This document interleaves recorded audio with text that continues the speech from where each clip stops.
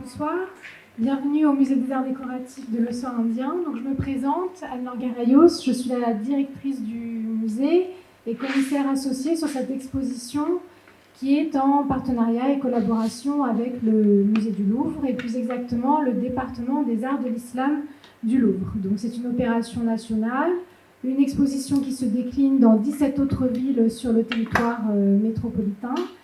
Et à côté des œuvres multiséculaires qui sont présentées, il y a dans chacune des expositions la présentation d'une œuvre contemporaine, d'où le sous-titre de cette exposition, un passé pour un présent, pour ancrer aussi le sujet et la thématique dans l'actualité et le présent. Et c'est pourquoi des artistes ont été interrogés, sélectionnés sur cette thématique pour s'intéresser à leur regard contemporain sur le sujet des arts de l'islam.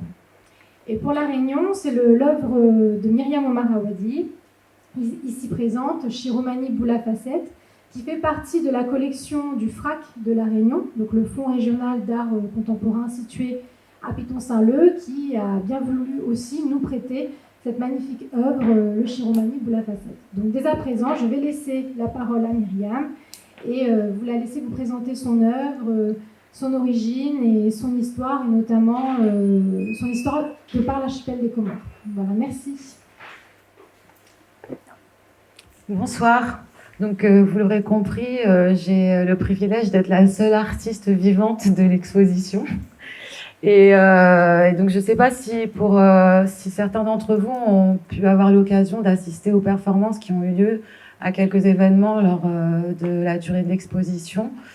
Mais donc en fait, ce projet Shiromani Boulafasset est présenté de deux manières. Donc il y a une installation donc dans une dimension plutôt muséale avec une vidéo, et de temps en temps il y a la performance en fait, qui est aussi une autre façon de présenter l'œuvre. Et Zéola Souri, qui a été la performeuse en fait, qui portait ce tissu. Quand je l'ai vue faire la performance lors de l'inauguration, je me suis dit, parce que je change souvent d'idée en regardant mon travail, et je me suis dit qu'il manquait de la parole. Et comme aujourd'hui je vais vous parler de l'histoire de ce Shiromani et de cette œuvre, je me suis dit que j'allais porter le Shiromani en parlant. Voilà, donc je vais poser mon micro et mettre mon Shiromani.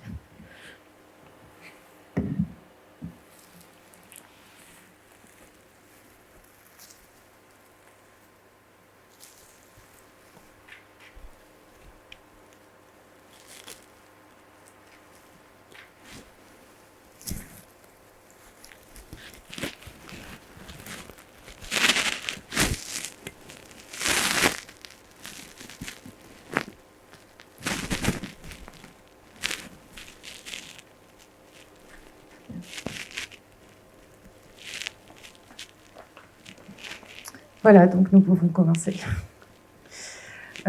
Alors, il y a quelques années, j'ai fait un voyage aux Comores pour prendre le pouls d'un pays qui me manquait depuis plus de 10 ans. Et c'était le mois de juillet, l'hiver austral, et la saison des grands mariages. C'est un événement primordial et essentiel de la culture comorienne qui, dans la tradition, a pour principale fonction d'accorder à l'homme qui se marie une reconnaissance sociale et des responsabilités au sein de la communauté. Mais ce n'est pas la seule, ces cérémonies produisent aujourd'hui les effets contraires, car le grand mariage est devenu une sorte de compétition économique qui se traduit par des dépenses et une consommation intense. Parents et jeunes mariés sont pour plusieurs années écrasés justement par le poids des dettes. Il ne reste plus que de la musique, les chants et les danses qui ont perdu toute leur valeur effective et dont tout le monde aujourd'hui a oublié le sens et l'origine. Et j'étais donc venue prendre le pouls de ce pays qui me manquait, ces îles de la Lune, Juzur al-Qamar. C'était le mois de juillet et la saison des grands mariages donc. Toute la diaspora était revenue au pays pour l'occasion. Et ce qui se passe à peu près tous les ans. Tout Moroni semblait en prise d'une folie des grandeurs. Tout le monde tuait son temps, son énergie et sacrifiait ses économies dans ces mariages fastueux. Je voyais mes tantes se parer de robes somptueuses plusieurs fois par jour, écumant à un rythme effréné toutes les cérémonies de la ville. J'ai été émerveillée, aveuglée, choquée et peut-être un peu écœurée par ce spectacle. je me posais la question du devenir peut-être boule à facettes de mon pays. Et je suis donc rentrée chez moi avec un Shiromani en guise de souvenir de ce retour aux sources. Et je ne savais pas encore trop pourquoi. Peut-être parce que c'était le tissu dans lequel se cachaient les jeunes filles célibataires dans une des cérémonies à laquelle j'ai pu participer, qui s'appelle le Okumbi, qui est normalement réservé aux femmes mariées. Et donc les jeunes filles célibataires, pour y assister, se cachent dans un Shiromani qu'elles ne portent pas comme ça, mais qu'elles portent juste en laissant une fente au niveau des yeux, qu'on peut voir sur certaines des photos qui sont là, tout au fond, là, à droite, à gauche, pardon. Et en fait, donc je suis rentrée chez moi avec ce Shiromani en guise de souvenir, sans trop savoir quoi en faire. Et je l'ai apporté plus tard avec moi lors d'une résidence à Mumbai, en Inde, toujours sans savoir pourquoi, mais avec cette image un peu persistante de cette petite île boule à facettes. Et puis un jour, c'est devenu très évident et j'ai eu envie que ce Shiromani brille. Alors, je vais revenir sur l'origine en fait du tissu du Shiromani. Donc, le Shiromani, c'est un tissu traditionnel comorien, bicolore, souvent rouge et blanc. D'après un entretien de Sophie Blanchy, qui est anthropologue et qui a longtemps travaillé sur les Comores, avec l'aide d'autres anthropologues comme Damir Ben Ali et Masséan Dalaoui. Donc, elle a eu un entretien avec un descendant du créateur du Shiromani. Et ce drapé de coton imprimé de 6 carrés, qui était appelé mouchoir, devenu la tenue emblématique des femmes d'Anjouan, est en réalité récent. Il est dû à un commerçant d'origine gujarati, Mamad Ali, pour Muhammad Ali, dont les descendants vivent et travaillent toujours à Anjouan. Son fils, Amir, se souvient en 2014 de ce que son père lui racontait sur les tissus imprimés en carré, en mouchoir, qu'il importait d'Inde et qui servaient à faire des nappes ou des vêtements. Mamad Ali eut l'idée, quand les motifs de ces carrés lui plaisaient, de les faire copier par les fabricants de tissus lillois qui fournissaient les importateurs français à Madagascar, la compagnie lyonnaise et la compagnie marseillaise de Madagascar, fondées respectivement en 1895 et 1897, dont les commerçants indiens étaient revendeurs. Après approbation du design proposé par Mamad Ali, celui-ci était reproduit par le technicien lillois. Le Shiromani était né. Les 6 carrés de 83 cm de côté étaient imprimés à la suite sur un tissu de même largeur.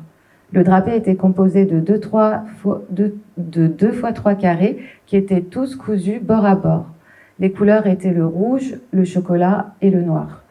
Très vite, un des fils de Mamad Ali se mit à créer et dessiner les multiples motifs qui firent fureur aux Comores chaque année pendant des décennies. Par exemple, dans les années 1980, le motif dit kukui, coq en comorien, nommé kaldi en hindi, qui veut dire oiseau. Les premières couleurs, rouge et grenat, trop allergènes, durent être arrêtées par l'usine de Lille dans les années 70, mais à cette époque, la clientèle anjouanaise refusait encore les autres coloris. Elle n'aimait que le rouge. Ils n'auront du succès qu'après 2000. Aujourd'hui, il y a vraiment énormément de différentes couleurs de Shiromani. Les Mamad Ali firent quelques essais avec des Chinois par l'intermédiaire des Gujaratis installés à Mombasa, puis avec des Japonais et des Russes. Et aujourd'hui, il est essentiellement fabriqué à Mumbai, justement où j'étais en résidence. Alors aujourd'hui, le Shiromani est devenu le symbole par excellence de la femme comorienne. Il est à l'origine porté par les femmes de l'île d'Anjouan, mais son utilisation s'est étendue aux 3 autres îles constituant le reste de l'archipel, la Grande Comore, Mayotte et Mohéli. Bien loin des connotations assez négatives qu'en général un regard occidental peut porter sur le voile, puisque le Shiromani peut servir de voile, il évoque aux Comores la femme mystérieuse dont il faut quelquefois craindre la beauté, tant elle peut être fatale.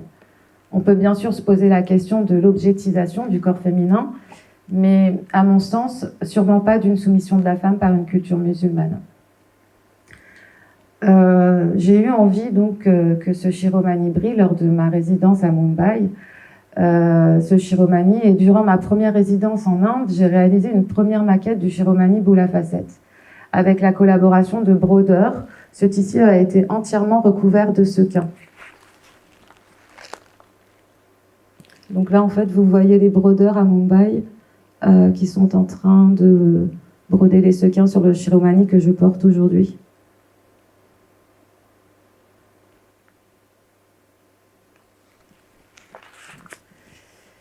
Le sequin, donc, c'est une petite pièce brillante en forme de cercle qui a la faculté d'émettre des projections de couleurs dans l'espace dès qu'une source de lumière l'éclaire, exactement comme la boule à facettes de boîte de nuit.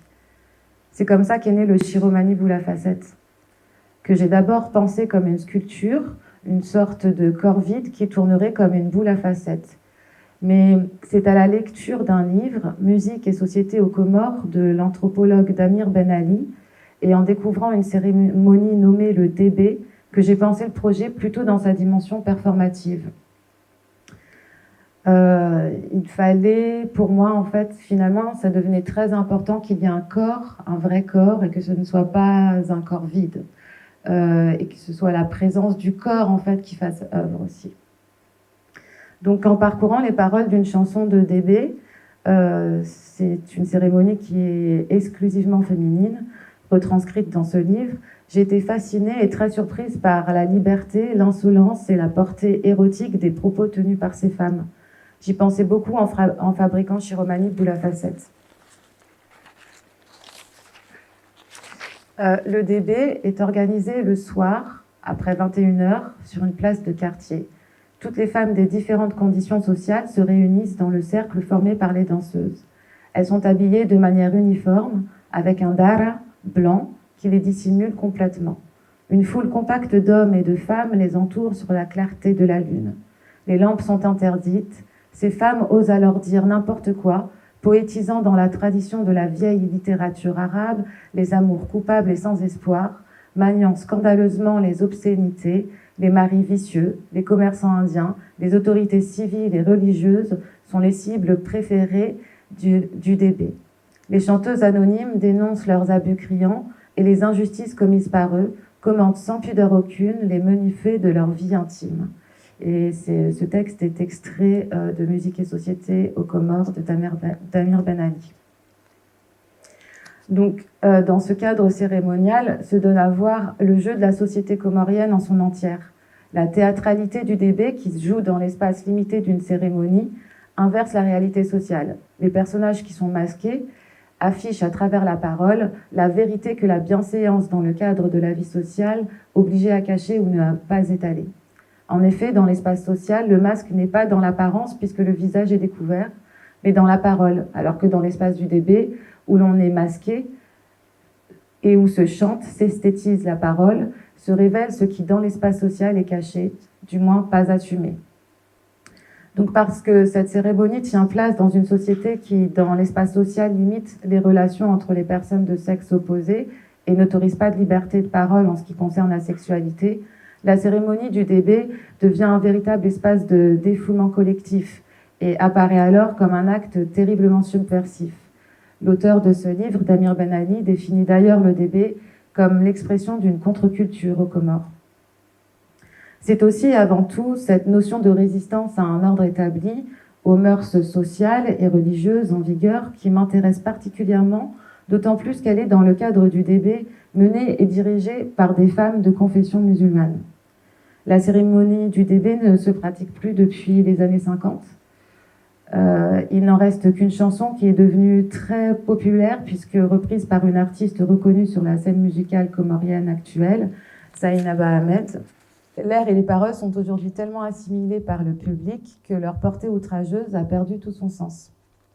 Je vais vous proposer d'écouter une des chansons et puis ensuite je vais revenir sur l'origine justement du DB.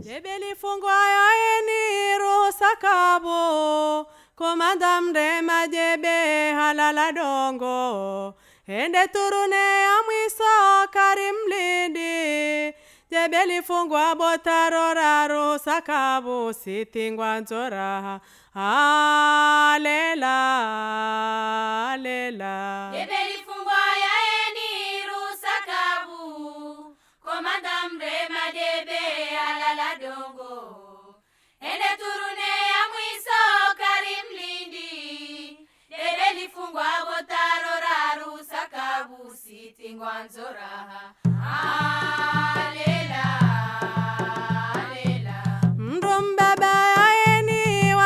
mundahe wakandombiliza hamizi dudu sao kofi ambiliza matsozi rabisao Voilà, donc c'était une des chansons du DB qui était interprétée par Zainaba Ahmed.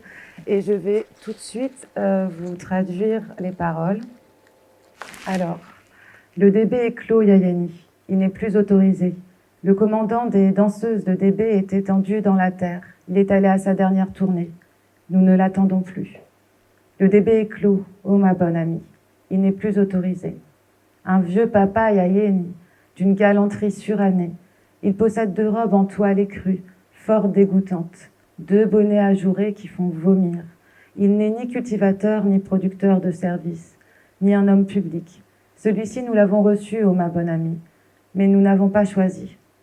Que Dieu me donne, Yayeni, la blancheur du boara, ce sont des pièces de monnaie en argent, qu'il me donne les pieds pour me tenir debout comme une automobile, qu'il me donne la prestance d'un bateau qui vient d'appareiller, que Dieu me donne, oh ma bonne amie, la blancheur du boara. Mon enfant Yayeni, que j'élève, méfie-toi, ne sois ni voleuse ni escroc, contente-toi d'être une putain et mon héritière, car une putain n'est jamais ni infirmée, ni ligotée. Donc vous constatez la portée des paroles qui à la fois permettaient aux femmes de pouvoir exprimer leur colère vis-à-vis d'une société patriarcale et en même temps de parler de leurs désirs et de leur sexualité sans tabou. Je vais revenir, avant de reparler de l'œuvre Chiromani Boula Facette, je vais revenir un peu sur l'historique de comment est née cette cérémonie du DB. Alors en fait, elle est née, elle a apparu à peu près dans les années 1870. Et en fait, il y avait une communauté aristocrate de Comoriens en Grande Comore, dans la ville de Moroni et de Mitsamiouli. Et lorsque le sultan Seyd Ali, qui avait signé un protectorat avec la France, donc a livré les Comores à la France, une grande partie de cette diaspora a choisi de s'exiler vers Zanzibar. Et à Zanzibar, donc c'était une colonie anglaise, et donc comme dans toutes les colonies, il y avait une hiérarchisation de classes et de races, donc qui allait de l'anglais blanc en passant par l'arabe, puis les Africains qui étaient au bas de l'échelle. Et les Comoriens, ne voulant pas être liés ou identifiés comme des Africains et donc au bas de l'échelle, se sont plus reliés à la culture arabe et donc à la classe sociale des Arabes. Mais les Arabes de Zanzibar avaient une culture de l'islam extrêmement patriarcale, ce qui n'était pas le cas aux Comores, car à l'époque, les femmes avaient énormément de liberté. Elles avaient le droit de travailler, donc elles travaillaient, elles pouvaient développer des richesses et l'économie du foyer. Et elles étaient, et elles sont toujours d'ailleurs, propriétaires du foncier. Le foncier aux Comores n'appartient qu'aux femmes. Et cette diaspora se retrouve à Zanzibar, elle prend la pratique musulmane arabe, donc patriarcale, et perd ses droits. Les femmes perdent une part de leurs droits et de leur liberté. Et quand cette diaspora revient aux Comores, à Moroni et à Mitsamiouli dans les fins du 19e siècle, les Comores sont donc maintenant colonisées et donc sous une loi française, et les femmes n'ont donc plus le droit de travailler. Elles perdent une nouvelle fois, en fait, elles perdent doublement leur liberté. Et c'est à ce moment-là qu'elles décident de créer cette cérémonie-là, donc le DB, où elles se retrouvaient le soir sur des places publiques, recouvertes d'un drap pour rester anonymes, et par le chant, elles dénonçaient toutes les autorités coloniales, locales, religieuses, etc. Et donc voilà, moi j'ai été d'abord fascinée parce que pour moi c'était une expression très féministe. et qui a commencé au milieu du 19e siècle aux Comores, à un moment donné où je pense qu'en Europe, il n'y avait pas tant que ça d'expression féministe. Donc pour moi, c'était important aussi de trouver un héritage féministe qui vienne aussi d'une partie de ma culture, donc les Comores. Et ce qui m'intéressait, c'était que justement, en fait, je me rendais compte que la parole des femmes, la parole politique des femmes s'exprimait justement par ce type de forme, donc le chant et la danse. Et même parfois, quand les chants ont une dimension a priori sentimentale, il y a toujours un filtre un peu politique finalement, si on décortique un peu la chanson. Et donc, bon, pour revenir au Shiromani et à l'idée d'en faire une performance, le Shiromani boule à facettes, et pas seulement une sculpture, il s'agissait pour moi, avec ce tissu traditionnel réinventé, de créer une boule à facettes humaine. Une danseuse, le corps recouvert du Shiromani, tourne en rond durant des heures face à des projecteurs.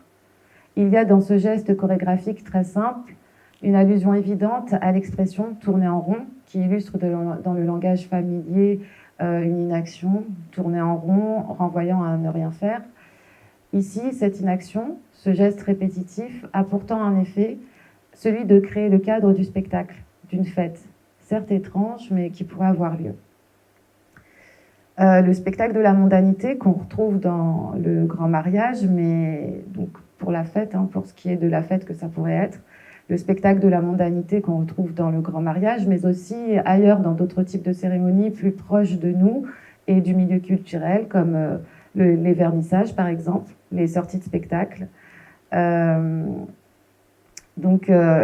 j'ai travaillé aussi sur cette question-là des mondanités culturelles dans une œuvre qui s'appelle La visite guidée. Et il s'agit d'une visite guidée d'exposition de dessins dans laquelle, en fait, il n'y a rien à voir. Le médiateur culturel décrit à un moment donné un des dessins invisibles. C'est une scène de vernissage. Et il dit « Ils ont l'air de tous se connaître. Ils se font des marques d'affection à bonne distance, des sourires, des rires francs, quelques tapes amicales sur les épaules. Ils se donnent beaucoup de mal pour avoir l'air. Ils font de chaque sol une scène avec beaucoup d'élégance. » Ça pourrait être le type de fête qui serait évoqué dans la performance du Shiromani boule à facettes. Et puis je pensais aussi à une œuvre d'un autre artiste qui s'appelle Édouard Levé et qui a écrit un livre qui s'appelle Œuvres, dans lequel en fait il répertorie des centaines d'idées d'œuvres qu'il a. Et une de ces œuvres, c'est celle que je vais vous dire, que je vais vous énoncer. Un homme porte une lampe de spéléologue qui éclaire une boule disco miniature pendue à un fil devant son visage. Sous cette unique lumière, il chante dans la nuit les rythmes sur lesquels il danse.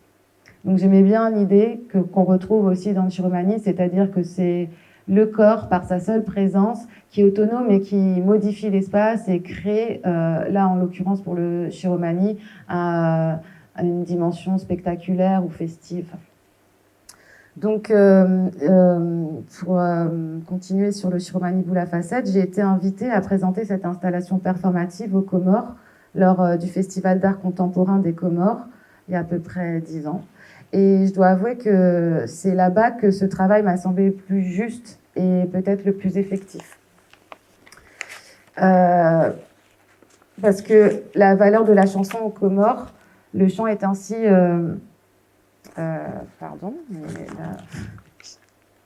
Oui, et donc en fait, ça m'a paru plus effectif parce que justement, en fait, en faisant moi de la performance, je me rendais compte que dans les cérémonies en fait qui ont lieu aux Comores, il y a forcément une part performative, c'est de la performance. Et en étant dans le cadre du Festival d'art contemporain des Comores, je regardais un peu les œuvres des autres artistes comoriens et je trouvais que en fait, les artistes contemporains comoriens faisaient énormément référence plutôt à la peinture moderne du 19e siècle, début 20e siècle. Et je trouvais que pourtant, dans la vie comorienne, dans la vie sociale comorienne, il y avait énormément d'expressions artistiques contemporaines, comme les cérémonies. Donc pour moi, la cérémonie, c'est une forme de performance tout à fait contemporaine. Et c'est pour ça qu'il était important pour moi, en fait, en travaillant sur le Shiromani Bula Facette, de l'envisager davantage comme une performance plutôt que comme une sculpture. Et donc de donner de la force à ce corps qui devient un corps étoile, un corps qui va modifier complètement l'espace et l'énergie. Et je me suis posé aussi également la question de la tradition, que j'aime bien redéfinir justement en partant des Comores, parce que souvent, pour moi, et puis notamment en ayant fait des études en école d'art en France, pour moi, l'idée de la tradition faisait écho à quelque chose de folklorique et puis de mort surtout, qui n'est plus pratiqué. Ou alors quelque chose d'exotique.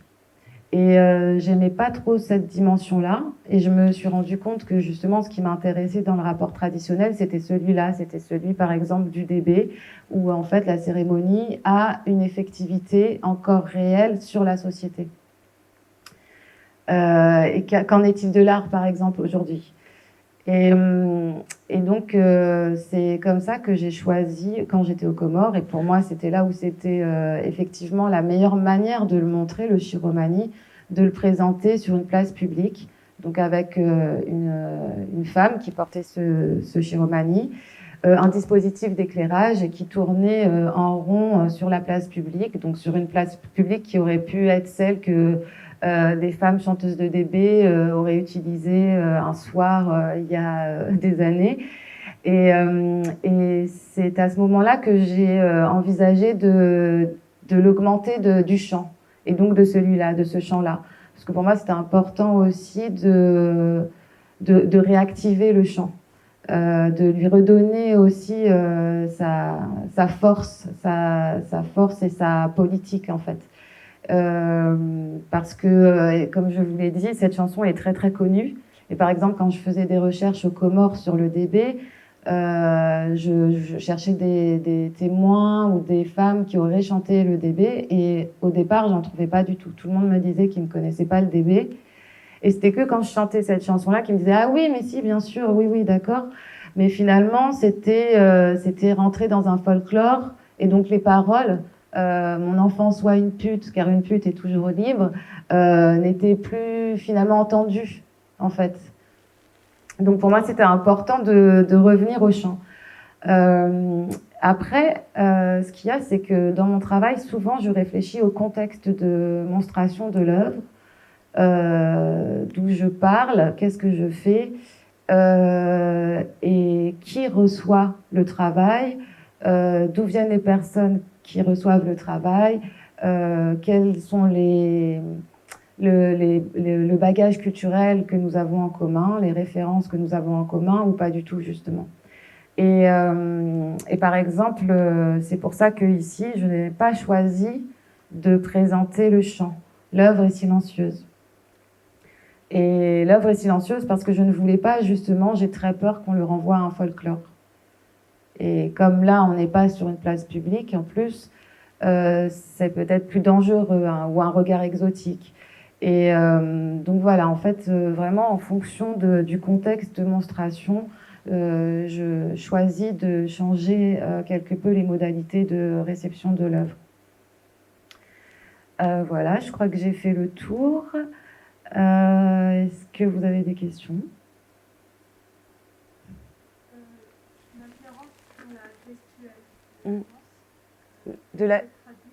La gestuelle de la danse, en général, les femmes, elles sont en rond, elles forment un cercle et elles dansent en rond. Et puis, c'est une danse assez... Il n'y a pas énormément de... C'est pas une danse très complexe en termes de chorégraphie, mais il y a un espèce de basculement comme ça.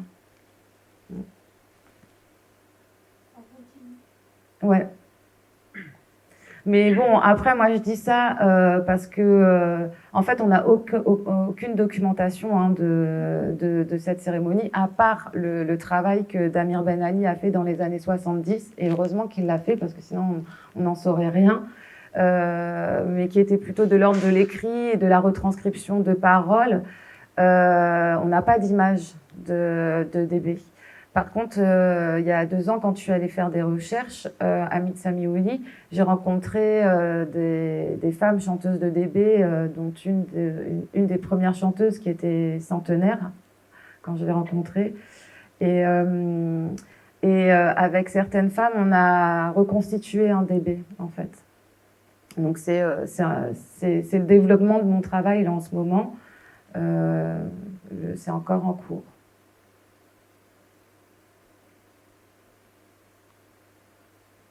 Vous avez d'autres questions? Ouais. Non, ça s'est arrêté dans les années 50. Et par rapport à... vous avez des pistes de... Pourquoi ça s'est arrêté? Oui. Pareil, c'est Damir Ben Ali, en fait, qui, dans son enquête anthropologique, en a parlé. Et en fait, le DB, c'était des cérémonies qui n'utilisaient ni la lumière électrique, ni de musique ou de son amplifié. Et elle portait des vêtements particuliers qui étaient les vêtements, des draps blancs, en fait, comme des espèces de pagnes blancs, mais qui étaient aussi comme une forme d'uniforme pour les jeunes filles, quoi, qui allaient à l'école. Et en fait, avec la colonisation, la culture s'est modernisée.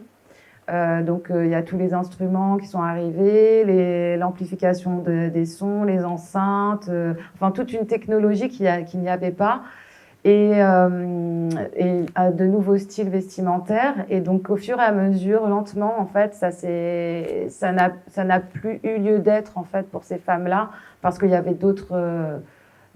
une autre culture, en fait, d'autres façons de faire, qui étaient liées à la colonisation. Du coup, si j'ai bien compris, cette cérémonie, elle a surtout vocation à échanger anonymement sur la place de la femme et son évolution au sein de la société. Oui. Donc, aujourd'hui, vous parlez un petit peu de la forme qui a évolué. Donc, cette cérémonie a disparu. Aujourd'hui, comment elles échangent et comment elles font évoluer leur débat et leurs conditions si cette cérémonie n'existe plus? Je sais pas. Là, je suis désolée, je pense que je suis juste plasticienne et même si l'anthropologie m'intéresse beaucoup, je ne peux pas tout à fait répondre à la question. Bon, après, je sais qu'il y a une nouvelle génération de jeunes femmes qui sont très militantes entre la diaspora et les Comores, qui échangent beaucoup et en fait, les paroles commencent à se libérer. Mais moi, ce qui m'intéressait vraiment, en fait, c'était ce statut-là de chercher les formes de féminisme un peu dans les cultures de l'océan Indien. Et là, notamment, en fait, j'étais à Madagascar aussi pour une résidence et une exposition. Et pareil, j'ai essayé de chercher et je me suis rendu compte que, par exemple, le statut de la femme Chumba, c'est-à-dire la femme qui est possédée par des ancêtres, parce que le Chumba, c'est une cérémonie, je ne sais pas si vous connaissez, c'est un peu comme le service cabaret, on est très bien de là, en fait, du Chumba, qui existe à Madagascar et aux Comores. Et les femmes qui sont possédées ont un statut social différent, en fait. Elles sont reconnues, elles ont beaucoup de liberté, elles peuvent fumer, boire, même si c'est pas forcément des libertés super intéressantes au niveau de la santé, mais en même temps, quand même, ça dit quelque chose de ces positions sociales, en fait, de femmes qui, parce qu'elles sont possédées par des ancêtres, ont un statut social complètement différent, en fait. Et donc pour moi, en fait, je me disais justement, la question de la femme possédée, c'est peut-être justement une position féministe. D'autant qu'elle peut changer de genre, en fait, constamment quand elle est possédée, parce qu'elle peut être possédée par des hommes, ou par des ancêtres hommes, ou par des ancêtres femmes. Donc elle peut très bien se comporter comme un homme. C'est un peu une émancipation, mais par la peur plutôt des hommes qui l'entourent. Le respect, quoi. Ouais. Par un respect, ouais.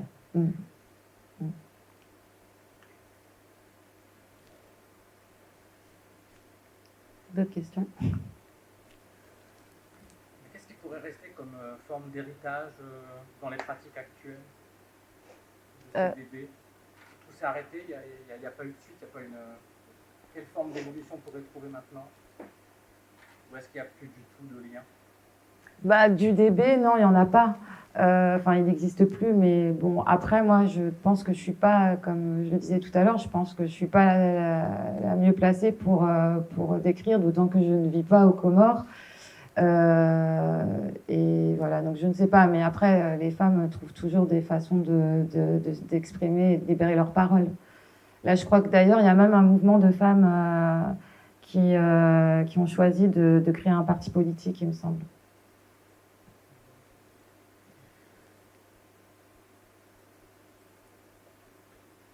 Est-ce que les femmes d'aujourd'hui savent que ce bébé existait? Est-ce qu'il y a quelque chose dans la mémoire collective qui fait que les jeunes d'aujourd'hui... Je sais pas, parce que en fait, comme c'est très spécifique, c'était une cérémonie qui avait lieu que dans 2 villes de Grande Comore, Moroni et Mitsamiouli, et qui était vraiment très liée à cette communauté qui est partie, qui s'est enfuie à Zanzibar quand le sultan Saïd Ali a vendu les Comores à la France. Donc vraiment, c'est une toute petite communauté finalement. C'est pas forcément, et puis c'est pas répandu dans les autres îles. Dans les autres îles, il y a d'autres formes peut-être. Il y a sûrement d'autres formes en fait de chants féminins qui auraient ce caractère-là. Mais j'avoue que je suis pas sûre que, en tout cas, quand j'en ai parlé à pas mal de monde, notamment là quand j'étais à Madagascar, j'ai rencontré pas mal de jeunes étudiants de la diaspora comorienne qui ne connaissaient pas en fait. Mais c'est normal parce qu'en fait, il n'y a que Damir Ben Ali qui a fait une enquête dans les années 70, donc ça fait déjà longtemps. Et donc, voilà, ça n'existe qu'à travers ce livre-là qu'il a écrit, Musique et société aux Comores. Mais pour moi, l'idée, c'était vraiment aussi globalement, en dehors des Comores, de chercher aussi des chants de femmes. Là, notamment, je vais partir en résidence aussi au Maroc, parce qu'il y a des poèmes en fait d'une communauté berbère, Haït Atta, et les femmes en fait faisaient des poèmes qui s'appelaient les Tilmadines. En fait, c'était des poèmes amoureux. Elles pleuraient en fait les hommes de leur village qui avaient dû partir, qui ont été envoyés par la France travailler dans les mines. Et donc, il n'y avait plus d'hommes dans les villages. Donc, elles perdaient leurs amours. Et par ce chant-là, en même temps, elles permettent de décrire une autre perception ou un autre point de vue de l'histoire coloniale du Maroc. Et voilà, en fait, ce qui est intéressant, c'est que dans nos cultures orales, dans l'océan Indien notamment, on a surtout une culture orale. Finalement, l'histoire s'écrit aussi justement par un bouche à oreille, d'un corps à un autre, et se transmet par ce type de forme, comme la chanson, par exemple, ou les poèmes.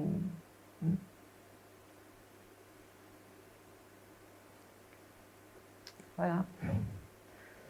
S'il n'y a pas d'autres questions, je vous remercie beaucoup de votre attention. Merci. Merci.